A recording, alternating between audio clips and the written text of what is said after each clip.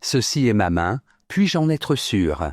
Thèse, il y a beaucoup de choses que l'on croit savoir et qui se révèlent fausses, mais l'existence de ma main est certaine. Antithèse, ceci est ma main, n'est ni certain ni douteux. C'est une règle implicite, qui ne fait pas partie, elle-même, du savoir. Thèse, ceci est ma main, exprime une certitude. En effet, on peut douter de beaucoup de choses. Il se peut que ce que je lis dans un livre soit faux, ou que quelqu'un m'ait menti. Mais je ne peux douter de l'existence de ma main. Il y a là une certitude. Premier argument, Platon a analysé le sens de « je sais ». On trouve dans le Théétète de Platon la première formulation de la définition moderne du savoir. Le savoir, c'est un jugement vrai accompagné d'une justification. Par exemple, lorsque je dis « je sais qu'il y a tous les ouvrages de Leibniz dans ma bibliothèque », c'est un jugement vrai, et j'en ai la preuve. Je suis allé voir. Deuxième argument, nous avons besoin de certitude pour construire l'édifice du savoir. Lorsque l'on apporte la preuve que l'on sait quelque chose, on invoque une justification du genre « je l'ai vu ». Mais qu'est-ce qui confère à ce « je l'ai vu » le caractère de la justification? Tout simplement le fait qu'une proposition de ce genre est certaine, c'est-à-dire qu'elle ne demande pas elle-même à être justifiée. Troisième argument, le fait que j'ai une main est une certitude. Selon George Edward Moore, un énoncé comme « ceci est ma main » exprime une certitude. Bien sûr, il subsiste toujours le doute cartésien. N'y a-t-il pas un mauvais génie qui vous fait croire que c'est une main? N'est-ce pas une hallucination? Pour Moore, ce genre de doute sceptique est infondé. Il faut s'en tenir au sens commun. En bref, on peut se tromper sur certains faits empiriques, mais l'existence de ma main est quelque chose de certain. Les métaphysiciens qui émettent un doute à ce sujet s'engagent dans un débat dépourvu de sens. Antithèse, ceci est ma main, n'exprime pas une certitude. En effet, il y a des faits dont on ne peut douter. Mais il serait faux, pourtant, de les considérer comme certains. Bien plutôt, il faut les considérer comme un ensemble de règles qui rendent le langage possible. Premier argument. Le savoir implique la possibilité du doute. Ludwig Wittgenstein, dans De la certitude, organise sa réflexion autour de la thèse de Moore. Il constate que Moore fait un usage impropre de l'expression « je sais ». En effet, lorsque l'on dit que l'on sait quelque chose, c'est que quelqu'un pourrait en douter. Or, dans le cas de « ceci est ma main », personne n'est enclin à formuler un doute. Deuxième argument. Le langage s'articule autour d'axes implicites.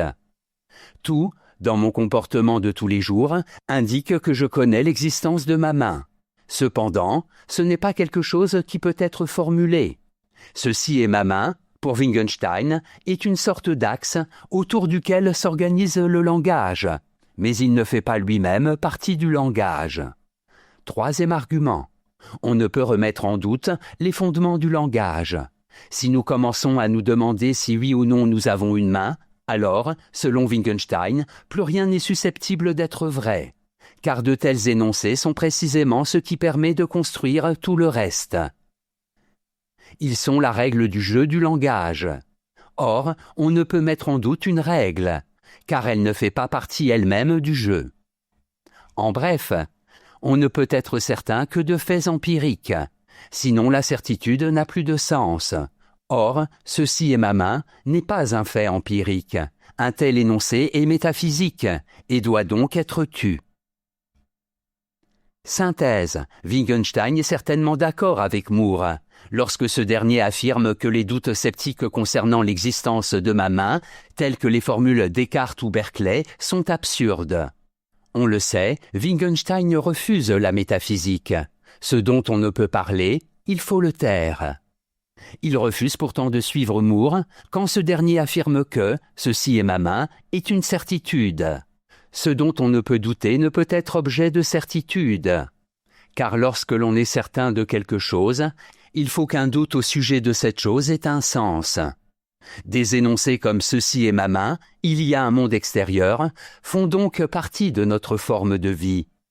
Ce sont des axes qui rendent le langage possible. Mais ce ne sont pas des choses au sujet desquelles on peut raisonnablement s'interroger. Notes et commentaires.